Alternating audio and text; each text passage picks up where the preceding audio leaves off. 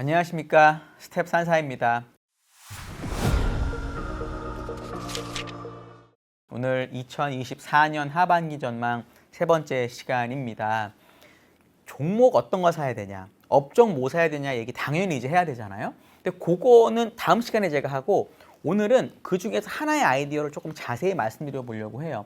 왜냐면 데이터 센터, AI 데이터 센터 투자가 많아지기 때문에 전력을 엄청나게 많이 써야 되고, 그 전력을 많이 써야 되기 때문에 여러 가지 종목들이 괜찮잖아요. 저는 그런 아이디어들 매우 좋다라고 봅니다. 근데 그 중에 하나 제가 조금 받아들이기 어려운 게 뭐가 있냐면, 데이터 센터 전력을 많이 쓰기 때문에 일반적인 유틸리티 기업이 좋다라는 아이디어입니다. 사실 유틸리티 업종이 주가가 안 좋다가 4월 한 중순 장이 약해질 때부터 사실 최근에 주가가 올랐었거든요. 물론 최근 다시 빠지고는 있지만, 저는 이게 왜 별로 맞는 아이디어가 아닌지를 말씀을 드릴 거고요. 그리고 상대 수익률 개념으로 보더라고 S&P나 신재생 대비 이미 많이 올라와서 떨어지고 있는 중이기 때문에, 만약에 저는 물론 데이터 센터로 전력 수요가 늘어난다고 해서 뭐 그 전력 수요를 감당하지 못해서 막 투자가 는다고 보지는 않습니다. 왜냐면은 전기라는 거는 현재로서는 아직 저장이 잘 안 되기 때문에 가장 피크 수요를 기준으로 거기에 예비율을 때려가지고 전력을 관리하거든요. 그래서 오히려 전력이 남아도는 시기가 훨씬 많습니다. 오히려 ESS나 이런 저장 장치가 훨씬 더 앞길이 밝은 거지, 계속 발전소를 짓는 게 좋다라고는 저는 보진 않아요.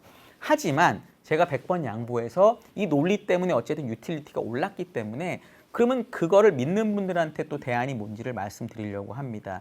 저는 그 대안은 신재생이라고 생각을 하고 있습니다. 신재생이 왜 대안이 되는지에 대해서도 말씀을 드려보겠습니다. 먼저 S&P 500하고 신재생 대비 유틸리티의 수익률을 보시면 20일 평균으로 보던 60일 평균으로 보던 과거 5년의 고점을 다 쳤습니다. 치고 20일 기준으로는 S&P 500 대비던 신재생 대비던 지금 떨어지고 있고요. 떨어져서 평균 이하로 간 것도 있고 조금 떨어지고 있는 것도 있고, 60일 기준으로는 정점을 치고 살짝 꺾여 있는 상태입니다. 물론 역사적인 수익률이 미래를 결정하지는 절대 않습니다. 언제 특히 그러냐면 뭔가 구조적으로 변화가 확실하게 있을 때, 엔비디아처럼 완전히 이 AI라는 것이 선두기업이 되면서 주가가 오르거나 이럴 때는 과거의 이 밴드가 무의미해집니다. 그럼 결국은 유틸리티라는 업종이 이 AI로 인한, 이 데이터 센터로 인한 전력 수요 증가로 돈을 많이 벌면 구조적으로 앞으로 변할 거다라는 믿음이 있어야 이 과거 밴드를 벗어나는 겁니다. 제가 이제 설명드리는 이유 때문에 저는 그런 구조적인 변화는 없다라고 보고 있습니다. 미국의 유틸리티 기업들의 EPS 증가율하고 전력량 변화율을 같이 그려보면 비슷하게 나와요. 처음부터 틀리네요. 전력 많이 쓰면 EPS 많이 나오는 거 아닌가요? 나오시는데 하나의 맹점이 있습니다. 유틸리티 기업은 설비 투자가 많이 필요해요. 일반적으로 이익이 나는 게 레이트 베이스, 요금 기저에다가 요구 수익률, IRR을 웩을 곱해서 이익이 나오게 됩니다. 그러니까 레이트 베이스가 올라가야 이익이 늘어나는 구조죠. 그러니까 그만큼 투자를 많이 해야 된다는 건데, 2000년부터 2010년까지는 전력 수요가 늘어나는 속도가 투자가 늘어나는 속도보다 빨랐습니다. 그랬기 때문에 그 기간에는 EPS가 올라가는 기간에도 설비 투자하고 나서도 돈이 부족하지 않았어요. 그랬기 때문에 그 기간에는 유틸리티 기업의 차입금 비율이 계속 떨어졌습니다. 그러니까 당연히 이런 선순환 구조라면 전기를 많이 팔면 팔수록 돈도 많이 벌고 배당도 많이 해주고 하니까 아까 얘기 드렸던 이 주가 수익률 밴드를 넘어설 수 있는 거죠. 그런데 2010년 이후에는 어떤 일이 벌어졌냐면, 미국의 전력 사용량은 그렇게 많이 늘어나지 않는데 설비 투자가 늘어나는 속도가 엄청나게 빨랐습니다. 그래서 어떤 일이 벌어지냐면, 특히 2016, 17년부터 신재생 투자가 늘어나는데 이익은, EPS는 계속 꾸준하게 누적이 되는데, 이 영업활동 현금 흐름에서 설비 투자를 뺀 잉여 현금 흐름이 계속 마이너스가 커집니다. 그러니까 내가 실제로 손익계산서상으로는 돈을 벌고 있지만 내 수중, 기업 수중에 떨어지는 현금은 그렇게 많지 않다라는 거죠. 심지어 마이너스였다라는 거죠. 그래서 이쪽 차입금은 어떻게 되느냐? 차입금 비율이 2015년 정도를 바닥으로 해서 급격하게 올라가게 됩니다. 그러니까 앞으로는 지금까지 설비 투자가 많이 되는 이 사이클을 바꾸지 못하면 돈을 버는 족족 설비 투자를 해야 되고 그만큼 잉여 현금 흐름이 나오지가 않을 거라는 거고 그럼 부채 비율도 여전히 부담이 되는 거죠. 그러면 이 원래 유틸리티 사이클에서의 변화가 전혀 없는 겁니다. 그럼 유틸리티 사이클에서의 변화가 전혀 없는데 여기서 과거의 5년 동안 10년 동안의 수익률 갭을 뛰쳐넘을 만한 캐털리스트가 생길 수가 없는 것이죠. 저는 그렇기 때문에 지금 미국 유틸리티에 대해서 여기서 긍정적으로 얘기하는 거는 조금 아니다라고 저희는 생각을 하고 있습니다. 그래서 유틸리티는 데이터 센터 수혜주가 아니라고 저는 생각을 하고 수혜주라는 걸 믿는다고 하셔도 이미 주가가 최근에 많이 올랐기 때문에 조금 멀리하는 게 어떨까라고 저는 생각을 하고 있고요. 근데 유틸리티는 멀리해야 되지만 나는 데이터 센터 관련 이 전력 수임을 너무 사고 싶다 이럴 수도 있고요. 제 말이 틀리고 그 아이디어를 갖고 계신 분 말이 맞을 수도 있잖아요. 누가 맞을지는 사실 아무도 모르는 거거든요. 그러면 본인이 생각하기에 데이터 센터가 전기를 많이 쓰고 전기를 많이 쓰기 때문에 뭔가가 투자를 해야 되고 그 투자를 하는 것의 수혜주가 뭔지를 궁금하다라는 분들에게 제가 얘기 드리는 게 이제 신재생 업종입니다. 만약에 트럼프 대통령 되면 신재생 다 죽는 거 아닌가요? 바로 질문 많이 해주시더라고요. 그 미국의 전체 에너지, 그러니까 전력 생산량 중에서 신재생이 담당하는 비율을 EIA에 들어가면 다 찾을 수가 있습니다. 트럼프 대통령이 17, 18, 19, 20년까지 대통령을 한 것이죠. 그 기간 동안 미국의 신재생 비중이 줄거나 했나 보시면 전혀 그렇지 않고요. 오히려 과거랑 똑같은 속도로 신재생 비중이 빠르게 늘어납니다. 무슨 얘기냐면 그 당시 금리가 낮았고 자금 조달이 원활했기 때문에 트럼프가 뭐라고 하든지 간에 투자 수익률만 나면 열심히 신재생 관련 플랜트를 진행했다라는 거죠. 작년에 어땠냐면 바이든 대통령 재임 기간이고 바이든은 매우 신재생에 우호적이죠.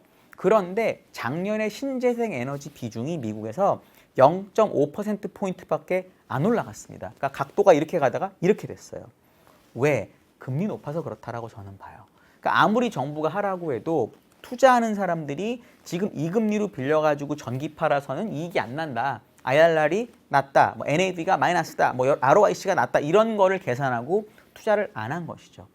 결국 특히 올해 한 10월까지 내년까지 금리가 이제 더 이상 안 오르고 긴축이 끝나고 이런 기대가 있는 기간 동안 물론 내년에 다시 긴축할 수 있지만 그 기간 동안에는 이 신재생 주식에 대한 기대가 커질 수밖에 없습니다. 그리고 사실 5월 중순 이후부터 신재생 관련 주식이 강하기도 하고요. 물론 올해 언더를 많이 했기 때문에 아직 뭐 많이 오른 건 아니지만 어쨌든 최근에 주가도 되돌림이 시작이 됐습니다. 그래서 전 이 부분, 트럼프가 된다고 해서 신재생이 안 된다는 부분은 이렇게 저는 의견을 드릴 수 있을 것 같고요. 데이터 센터 때문에 전력을 지어야 된다는 걸 일단 받아들이고 얘기를 해보면 IEA에 가서 찾아보시면은 원전, 화석연료, 그리고 신재생의 평균 건설 기간이 나옵니다. 이건 이제 인허가 이런 건 다 빠진 거예요. 원전은 6년이라고 그 사람들이 얘기를 하고 있고 대략 화석연료는 4년이라고 얘기를 하고 있고 신재생은 2년이 조금 안 된다라고 2018년까지의 데이터를 주고 있습니다.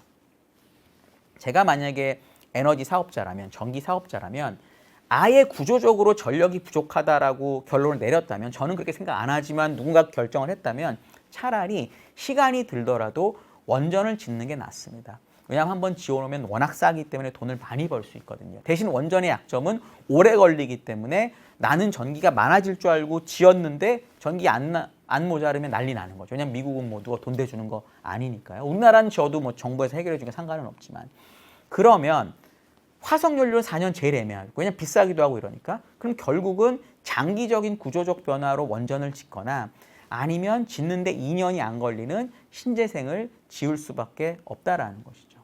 결국 데이터 센터 때문에 전력이 부족하고 내가 지금 빨리 돈을 벌고 싶은 사람은 신재생을 선택할 가능성이 사실 매우 높다라고 봅니다.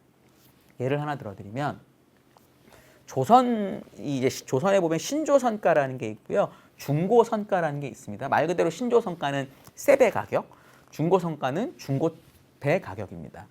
운송 시황이 아주 좋을 때는 이 운송 요금이 갑자기 올라갈 때가 있습니다. 이러면 사실 빨리 내가 배를 받아가지고 얘를 돌려서 빌려주면 돈을 많이 벌잖아요. 근데 배라는 것도 짓는데 시간이 아무리 짧아도 1년, 1년 반이 걸립니다. 그러면 이럴 때 어떤 일이 벌어지냐면 가끔 중고선가가 새 배보다 비싸지는 경우가 생깁니다. 코로나 때 포르쉐 중고차가 신차보다 많이 비쌌던 경우가 잠깐 있었잖아요. 그러니까 어느 정도 상황이 되면 내가 이게 꼭 필요하면 비싼 돈을 주고 그거를 중고라도 쓴다는 거죠. 그러니까 결국은 전기가 지금 당장 많이 필요하고 내가 지금 빨리 전기를 팔아먹어야 되겠다고 마음먹는 사람은 신재생이 짧다라는 점이, 물론 금리가 높으면 리턴이 안 나오겠지만 금리가 떨어지는 상황에서 에너지를 많이 쓸 수 있다는 걸 믿는 사람이라면 당연히 신재생을 선택할 가능성이 저는 매우 높다라고 생각합니다. 그렇기 때문에 기본적으로 데이터 센터, AI 데이터 센터 때문에 전력이 많이 늘어난다라는 거에 대해서 저는 약간 회의적이지만 그게 맞다라고 하면 결국은 장기적으로 원전을 할 거냐, 단기적으로 신재생 에너지를 할 거냐의 문제로 귀결된다라고 생각을 하고 있습니다.